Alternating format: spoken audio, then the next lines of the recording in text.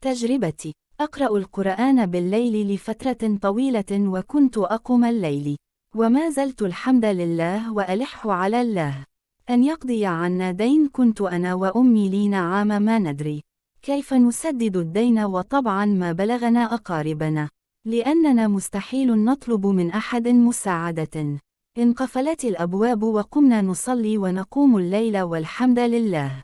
ضاقت فلما استحكمت حلقاتها فرجت، وكنت أظن أنها لن تفرج واتصل البنك علينا، وكان واحد من جيراننا يشتغل بالبنك وما يعرف أن إحنا محتاجين أصلا، فاتصل وقال لأنكم جيراننا وتعيزنا عليا. الأسهم حقت أسهم الراجح وصلت للمليون، وقال بيعوها أحسن لكم لأن المبلغ كبير وفيه من يشتري. وسبحان الله، الأسهم هذه ناسينها من زمان ولا